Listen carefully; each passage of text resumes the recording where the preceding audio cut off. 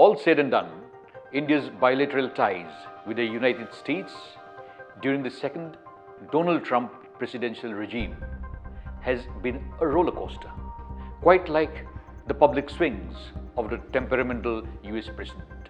When Trump started off on January 20th, 2025, there was expectation that the Indo-US ties would dramatically improve in alignment to the geopolitical and strategic needs. But that was not to be. Trump's swift warming up with Pakistan, the ugly trade and tariff impasse with India, and out-of-style statements brought in a plummeting of ties. But now, a new dimension has been added with the October 30th, 2025 historic summit between the United States and China in South Korea's Busan. It signaled a cautious thaw. Both Trump and Chinese President Xi Jinping have hailed the meeting as a turning point in their bilateral ties.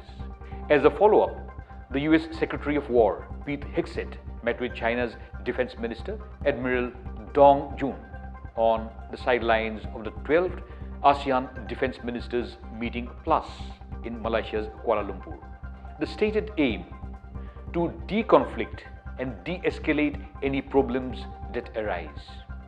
Basically, what it means is that the US sees a rising China both as a threat as well as a partner. This return to a bipolar world does result in a piquant situation for India with its key plank of strategic autonomy, which no doubt will be tested to the fullest. This reopening of military dialogue between the US and China is taking place in the backdrop of a pact for a 10-year-old framework for the India-US major defense partnership that was signed between Hegseth and India's Defense Minister Rajnath Singh on November 1st, 2025, even as tough tariff negotiations continue in the back room between the world's two largest democracies.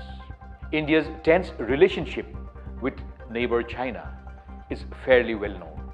India, along with the US, is also a member of the China-focused Quadrilateral Security Dialogue, or the Quad. Therefore, what India faces is a big challenge of cautiously balancing its ties with the US and calibrating its China engagement, while being aware of the fact that China had actively supported Pakistan during Operation Sindoor and goes about arming countries that surround India. In this sea of turbulence in strategic and diplomatic engagements, the relevance and the realization of two vital strategic goals are paramount. One, the need to build and invest in relationships beyond the US, especially with the Middle East, Europe, and the Far East. And secondly, to build and develop an edifice of self-reliance on which India's economic, military, and therefore geopolitical needs will be based.